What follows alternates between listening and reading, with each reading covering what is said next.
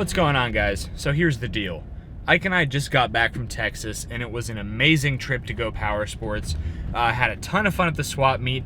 We threw together a 2-engine mini bike in like 18 hours, and it was a total mess, but it was a ton of fun the entire time. Can't wait for next year. Anyway, I got to ride a ton of awesome mini bikes down there. In particular, I rode a mint 1971, I think, yellow CT70 with a 110 semi-auto on it. It belongs to Dave. He's the co-owner of Go Power Sports, and like I said, it's just mint. CT70s come with a 72cc engine from the factory, so you wouldn't think a 110 would be that much of an upgrade, but holy cow, that thing could move. And then I remembered, we have a 140 like race engine on the ATV that we're probably not going to use for a while, so I'm just going to snatch that engine off and put it on my CT70. So I'm on the way to Ike's warehouse. I'm going to meet him there. We're going to pick up the ATV and bring it back to the shop. What's up, dude? Hey, man. Here we go. ATV with the 140. 900. We have had so many comments like, put the 900 on the rail. What you got for him? I want to see how much we can get out of the 670 before it blows up. So do I. Here's the ATV. Let's just load the whole thing in the back of the Avalanche and get her home. Sounds good. So we're back at the house. We got the ATV unloaded. Came home to 3 CT70s. Anyway, we didn't record it because we were both kind of convinced it wouldn't work, but Ike did some work to his CT70. He ended up putting a 107 head on it from the original engine on that ATV, and it turned it from a complete dog into like a beast. Like, it's a lot faster than mine now. He got up to 46 miles an hour. 46. So we're gonna do a quick drag race to show you just how much faster it is. All right, you ready? Give me the brake. Yeah.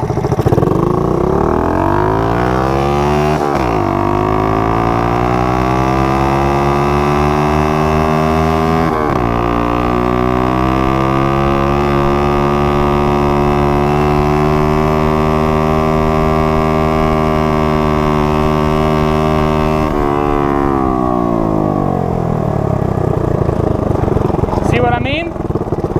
As you just saw, Ike's is pretty darn fast for just head. And you pushed off with your feet. I pushed off, I did. And I gave you the brake. Yes, thank you for rubbing it in, sir. Yeah. While we were in Texas, though, we got a lot of parts in the mail for our Hondas. Oh, sprockets. Sprockets.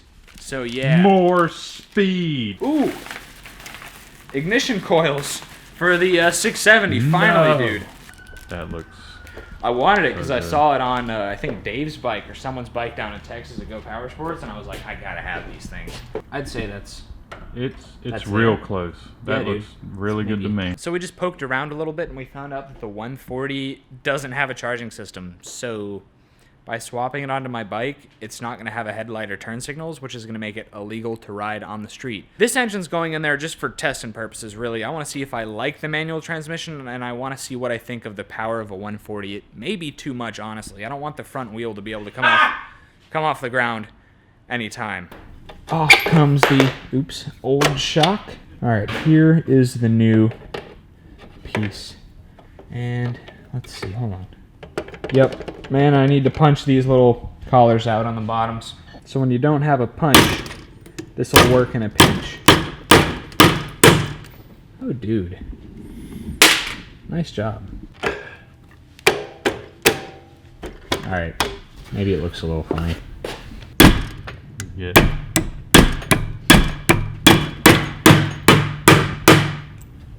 John the mechanic.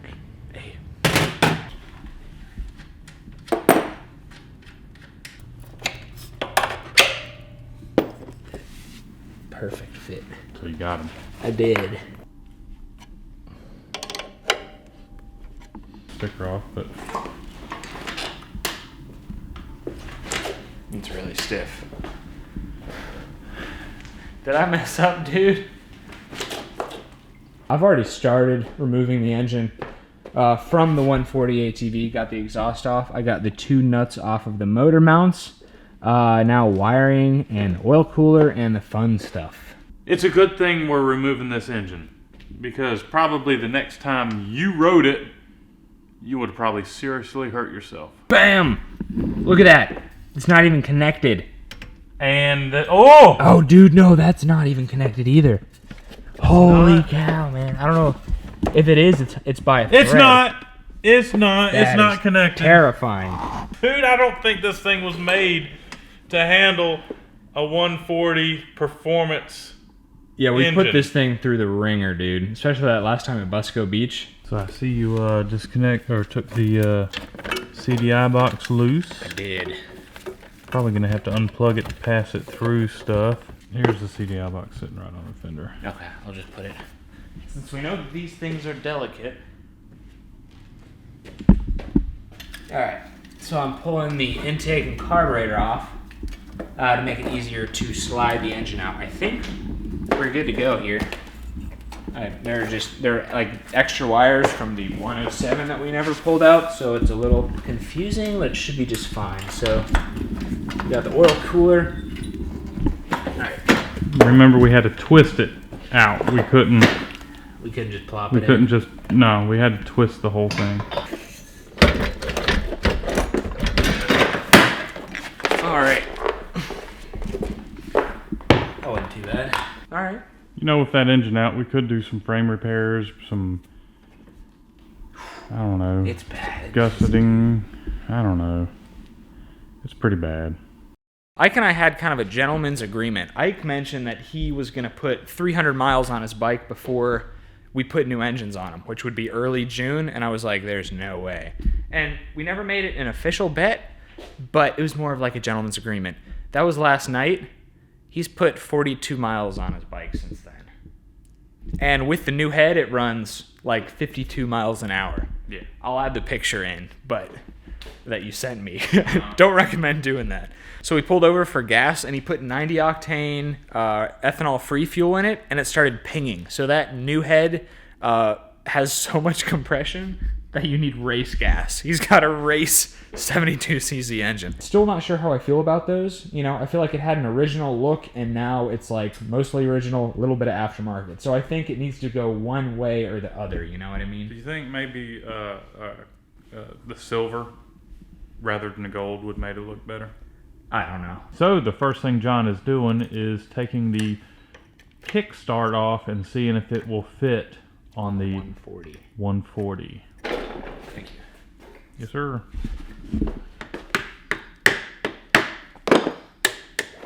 There we go. There you go. You didn't have to take it off, but should probably left it on. Yeah, it's not going to do it, dog. It's a different size. It is a different size. Dang it. So while John's over there working on taking the motor mounts loose, I'm going to come over here and I'm going to try to make this usable again. Man, you're going to have that engine ready to come out by the time I get the Kickstart ready. I don't know. We'll see. Got one out.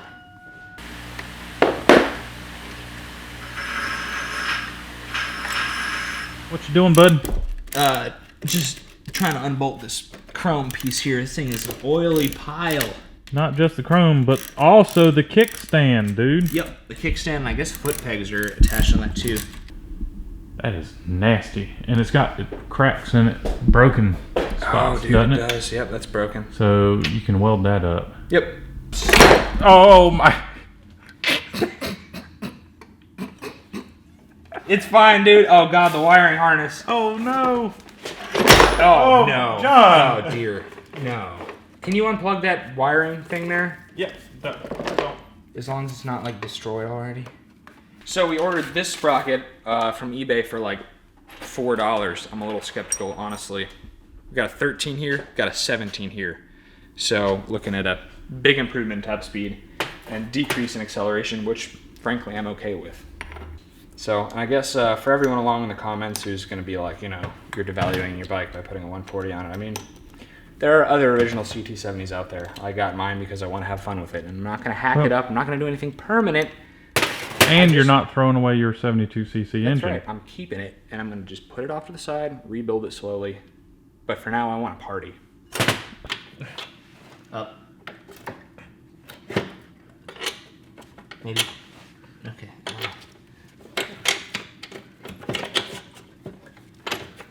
There it is. Thanks, bud. So now that the engine's bolted up, we're working on the clutch. we're going to be using the clutch cable from the ATV, and we're going to use the rear brake handle for the clutch. So we still have rear brakes right here. So we're going to be using, or like dedicating, that handle for clutch because this is a full manual engine. There we go. Not too bad. Alright, do you have some bolts? I have some bolts.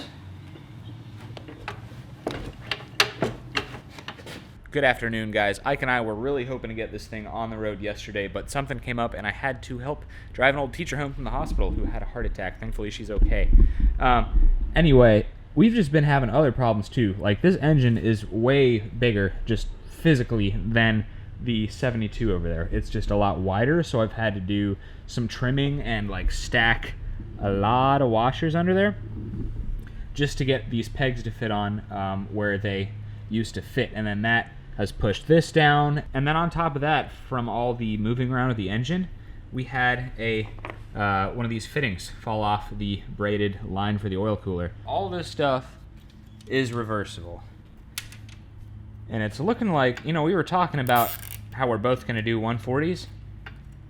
Kind of looking like we're going to do 110s now, because this is like just a big pain in the butt.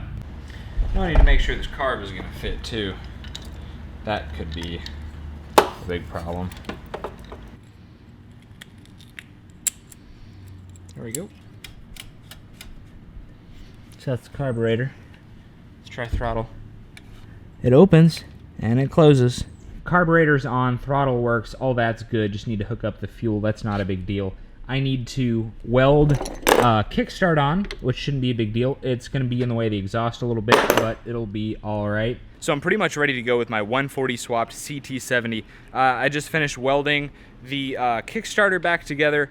I have fuel hooked up and I have wiring hooked up. Ike had a good point.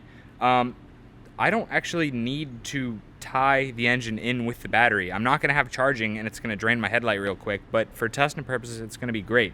So I just plugged in the CDI and I just need to bolt this Kickstarter on and zip tie some things up and I should be ready to go.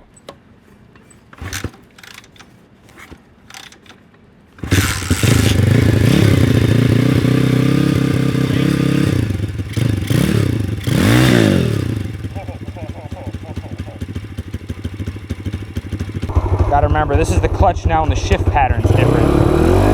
Uh-oh. Oh, no. That could be freaking dangerous.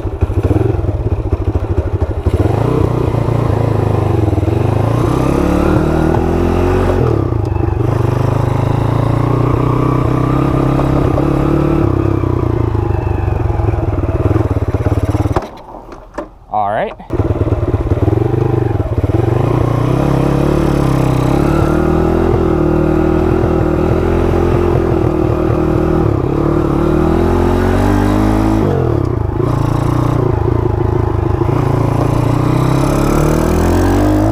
Wow. She was wanting to pull a wheelie in second. Oh.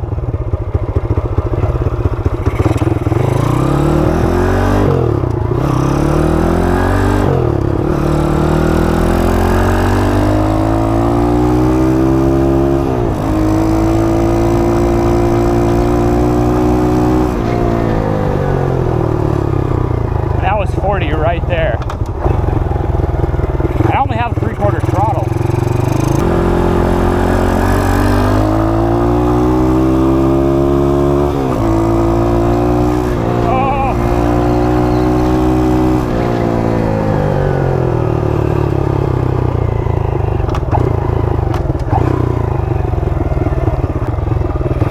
Oh, that's not good. That's scary.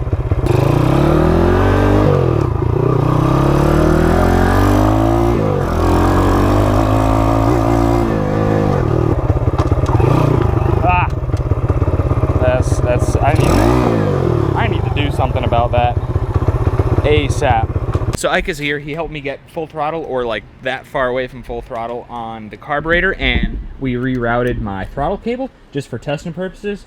he's going to ride it and let me know what he thinks. Be careful, dude. All right.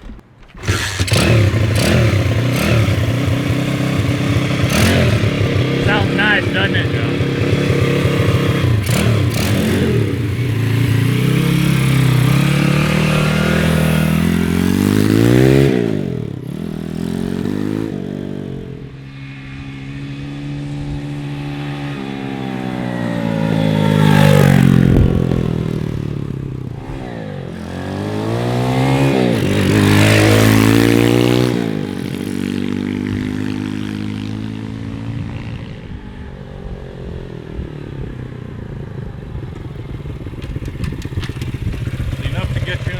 What'd you hit? Man, I only hit like 43. But it had a lot more, didn't it? It didn't have a lot more. Gearing? I think gearing. Okay. And could be the exhaust restriction. Yeah. It is a lawnmower muffler. Right. We can do better. Let's get the points adjusted on mine and go for a quick rip. All right. So Ike was like, hey man, you got a new motor, but your bike still leaks oil. He's right. It seems to be coming from this fitting right here. The way I have these oil lines hooked up, it's like not ideal. And I think it's pulling this lower one out. And that's why we have some oil buildup there and it's leaking onto the ground. So this exhaust and muffler came off the ATV. That's just like a lawnmower muffler. Like we already know those things are real restrictive. And they like, you know, whenever you get it up into high RPM, like you can feel it on this thing. It just seems to kind of run out of breath. On top of that, it has some kind of catalytic converter type deal going on there, and we know that there's like almost like a bolt looking thing that goes, that's still hot, that goes right through the exhaust right there that blocks like about half or more of the entire like space in the exhaust. So that's really gonna hurt me right now, but I just wanted to run it and see how it did. All right, so my oil lines are a little better. They're more swoopy. Might still be leaking. Yeah, it might still be leaking probably. Who knows? It'll be fine. Ike, your points are adjusted, right? Yeah, a little on the large side. I just eyeballed them. Okay. All right, so we're gonna go run them. After you, buddy. Oh, truck. Nail it.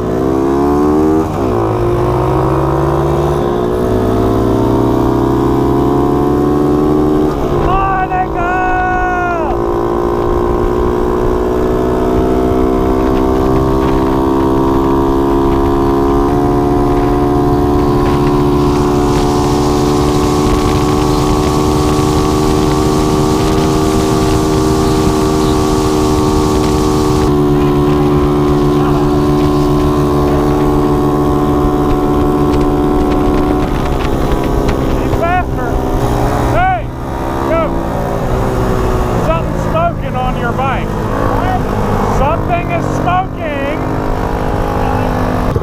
It's smoking. Something's smoking. Where's it smoking? It's hitting the exhaust and it's smoking. It's still leaking at that spot. Steady stream already.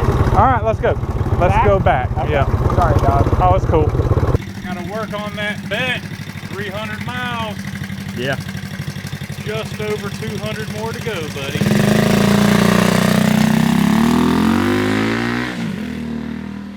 So the 140 swap is complete. I'm not gonna say I'm disappointed yet because I need a new freer flowing exhaust and I need an air filter, but for being twice the CCs as Ike's, it's really not that much quicker. It's a lot torquier, but top end is only like that much better than Ike's. But yeah, I really hope that this exhaust is gonna wake it up because, I mean, it's faster than Ike's, yeah, like I already said, but it's a 140. It's supposed to be a high output 140 too, and it just doesn't feel like it right now, but I have a feeling that with the proper exhaust, it should be real quick.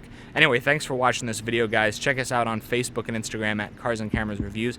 Visit our sponsor, GoPowersports.com, for all your go-kart and mini bike needs. They even have a couple little CT70 parts like tires if you happen to need those. Don't forget to check Ike out at Isaac It'll Be Fine. Subscribe to the channel if you have not already and press the bell for notifications. And don't forget to smash that thumbs up button. Thanks for watching. We'll see you next time.